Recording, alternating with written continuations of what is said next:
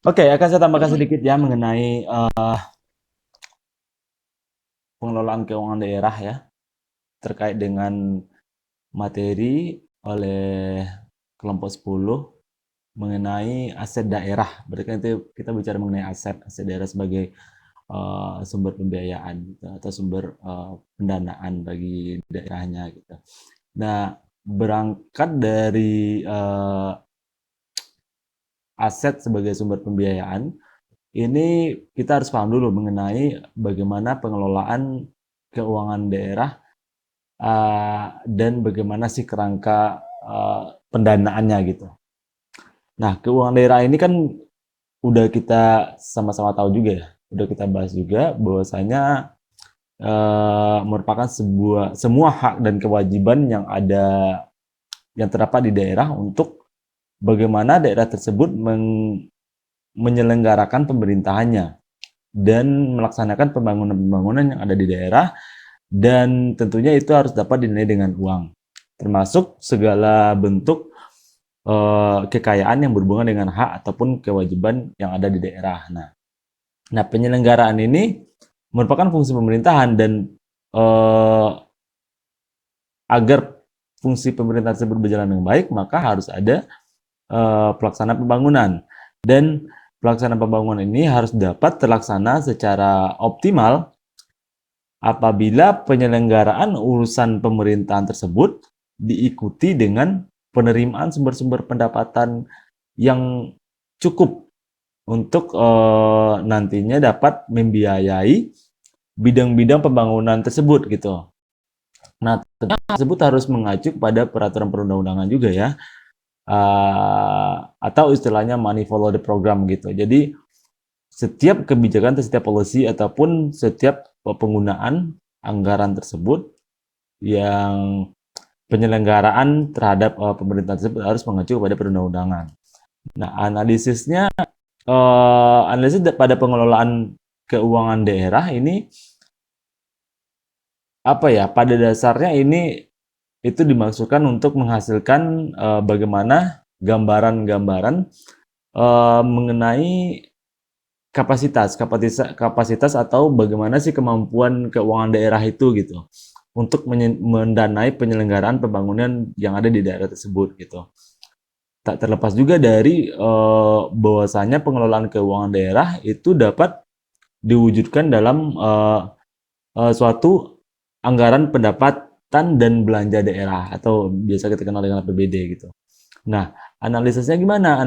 Analisis pengelolaan yang dilakukan terhadap APBD tersebut harus dituangkan dalam laporan keuangan daerah.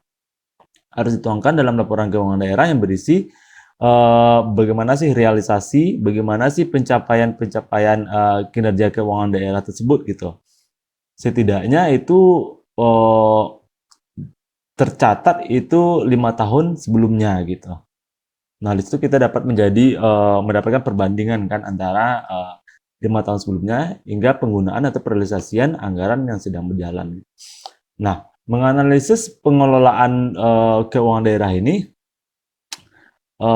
dan bagaimana kerangka pendanaan di setiap daerah itu pasti berbeda-beda, tergantung dengan bagaimana kekuatan fiskal dari daerah tersebut gitu. Nah, bagaimana si daerah ini itu mampu menganalisa sumber-sumber dan jenis-jenis objek-objek pendapatan dari daerah tersebut gitu. Karena itu makanya di setiap daerah itu memiliki kemampuan yang berbeda-beda dalam pelaksanaan atau penyelenggaraan pemerintahnya gitu. Bagaimana daerah tersebut mampu untuk membangun bidang-bidang yang harusnya menjadi penopang pembangunan, dan bagaimana daerah tersebut untuk mengelola pendanaannya gitu. Mengelola pendanaan dan apa ya, pembiayaan yang sesuai dengan kewenangan ataupun sesuai dengan susunan dari APBD gitu. Nah, setelah itu terjadi, maka kita dapat melihat dari perkembangan dari neraca dalam laporan keuangan daerah tersebut ya, yang nanti itu meliputi aset aset daerah, uh, hutang daerah tersebut, dan bagaimana ekuitas dananya gitu. Nah, kemampuan daerah kemampuan keuangan suatu daerah ini juga dapat diukur dari sejauh mana nantinya daerah tersebut mampu untuk eh, apa ya, mengoptimalkan penerimaan dan pendapatan yang ada di daerah tersebut gitu. Nah, sedangkan untuk analisa kerangka pendanaan yang daerah yang dimaksud tadi, yaitu untuk memberikan apa ya, gambaran dan proyeksi pendapatan daerah tersebut gitu. Dapat juga memberikan gambaran ataupun proyeksi terhadap belanja dan pembiayaan daerah dalam satu jangka waktu tertentu gitu. Biasanya dalam 1 tahun anggaran itu. Nah, dari situ kita dapat melihat proyeksinya gitu. Nah, bagaimana dengan kinerja pelaksanaan APBD gitu? Kinerja pelaksanaan APBD ataupun perealisasikan dari anggaran pendapatan dan belanja di daerah ini juga eh, dapat dilihat dari pelaksanaan APBD tahun sebelumnya gitu. Bagaimana sih tingkat realisasi dari APBD tersebut gitu. Bagaimana sih perkembangan dari pendapatan dan belanja yang dilaksanakan oleh daerah, baik itu secara langsung ataupun tidak langsung gitu. Bagaimana sih proporsi sumber pendapatannya gitu. Bagaimana sih proporsi dari pencapaian kinerjanya gitu. Bagaimana pencapaian kinerja dari pendapatan yang diterima. Dan bagaimana sih apa ya, gambaran besarnya gitu, big picture-nya gitu ya terhadap realisasi dari belanja belanja yang ada di daerah gitu. Nah, permasalahannya yang biasanya muncul nanti yaitu bagaimana sih eh, apa ya, tantangan yang akan dihadapi ke depan nantinya gitu. Jadi biasanya untuk menghadapi tantangan yang ada ke depan itu biasanya kita melihat dari data-data yang sudah terjadi sebelumnya gitu. Baik itu dari pendapatan daerah misalkan dari pendapatan daerahnya gitu. Gambaran tentang pendapatan daerah ini yang apa ya, yang disajikan itu tentunya dapat menginformasikan bagaimana rata-rata pertumbuhan realisasi pendapatan daerah tersebut gitu. Nah, dengan mengetahui angka tersebut, dengan penyajian dari rata-rata pertumbuhan tersebut, kita dapat memprediksi nantinya bagaimana pertumbuhan yang akan terjadi di tahun setelahnya gitu atau tahun yang akan datang. Nah, tentunya selain dari prediksi apa ya, informasi mengenai rata-rata pertumbuhan realisasi pendapatan tersebut, kita juga tidak bisa mengelak bahwasanya pendapatan daerah yang bersumber dari PAD atau pendapatan asli daerah itu memakan porsi yang cukup besar sehingga dapat memenuhi bagaimana penggunaan anggaran dan bagaimana perkembangan serta program-program yang menjadi apa ya, program unggulan lah di setiap daerah itu.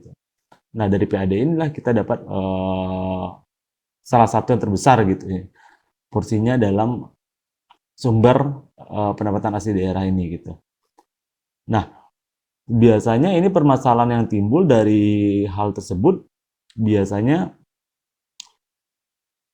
eh, setiap daerah itu belum tahu secara pasti bagaimana potensi PAD ini gitu. Sehingga target yang diharapkan ataupun target yang ditetapkan oleh setiap daerah itu tidak didasarkan pada penilaian-penilaian potensi yang dimiliki gitu. Karena memang dasarnya pendapatan asli yang di daerah tersebut tidak dapat dituangkan dalam data yang valid gitu.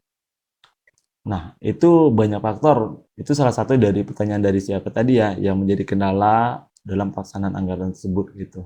Nah, itu terutama dalam pendapatan asli daerah setiap daerah itu pertama karena itu berbeda-beda dari setiap daerah dan yang kedua belum diketahui secara pasti bagaimana potensi-potensi PAD tersebut gitu. Bagaimana proyeksi ke depan maupun proyeksi ataupun yang telah dilaksanakan gitu. Nah, asesmen ini atau penilaian ini yang harus kita lakukan secepatnya ataupun eh, harus dilakukan oleh setiap daerah dengan cepat dan dengan data yang valid nantinya gitu. Sehingga nanti dapat